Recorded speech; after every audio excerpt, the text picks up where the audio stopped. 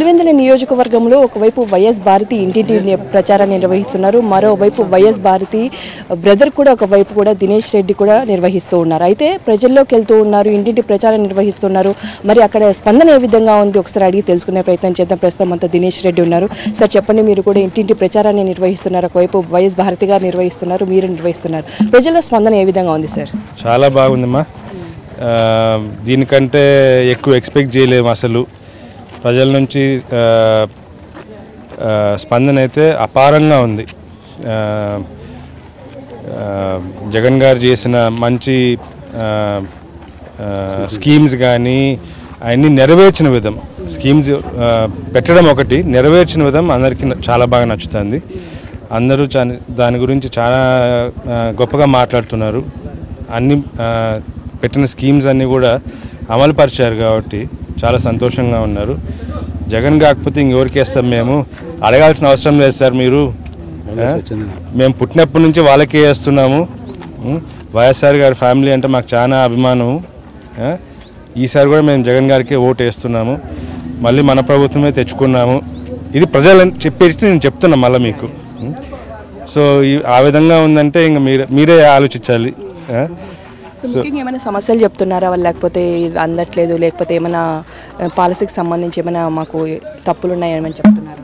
కొన్ని విషయాల్లో అంటే పాలసీస్కి సంబంధించి తప్పులు ఉన్నాయని అయితే చెప్పట్లేదు, కానీ కొన్ని విషయాల్లో ఏమవుతుందంటే ఇప్పుడు ఆ స్కీమ్స్ ఉన్నాయని కొన్ని తెలియట్లే వాళ్ళకు.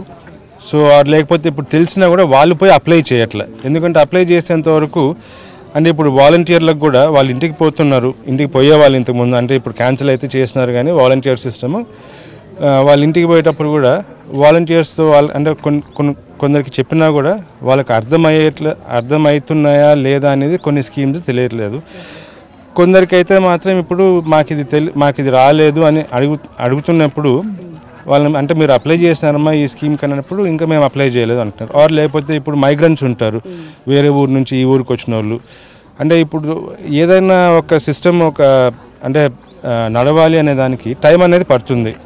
ఇప్పుడు ఆధార్ కార్డు కానీ రేషన్ కార్డు కానీ అడ్రస్ మార్చుకోవాల్సి వస్తుంది. సో దానికి టైం పడుతుంది. సో ఆ టైంలో కొద్దిగా తగ్గిస్తే బాగుంటుంది. అది ఇట్స్ ప్రొసీజరల్ వర్క్. అది ఇంకా మెల్లగా తగ్గించుకుంటూ వస్తే కానీ అది బాగుంటుంది. సో మీరు ఏ విధంగా ఓటర్స్ని కానీ ప్రజల్ని కానీ అప్రోచ్ అవుతున్నారు, అంటే ఏం అడుగుతున్నారు వాళ్ళని?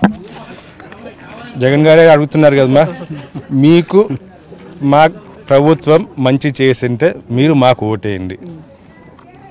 That is all. ఇంకా మేము సెపరేట్గా అయితే ఏం అడగట్లా. ఎందుకంటే ఆయన అంత కాన్ఫిడెంట్గా ఉన్నారు. సో మాకు ఆ కాన్ఫిడెన్స్ అనేది తను ఇస్తున్నారు. So we take that confidence.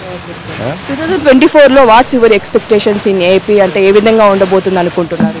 175 out of 175 and 25 out of 25. So 200 out of 200. Yeah, thank you ma.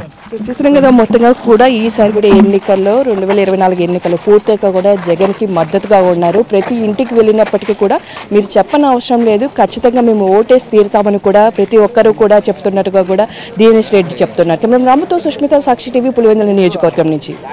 మా నమ్మకం నువ్వే జగన్, మా నమ్మకం నువ్వే జగన్, మా నమ్మకం నువ్వే జగన్, నమ్మకం నువ్వే జగన్, నమ్మకం నిన్నే జగన్.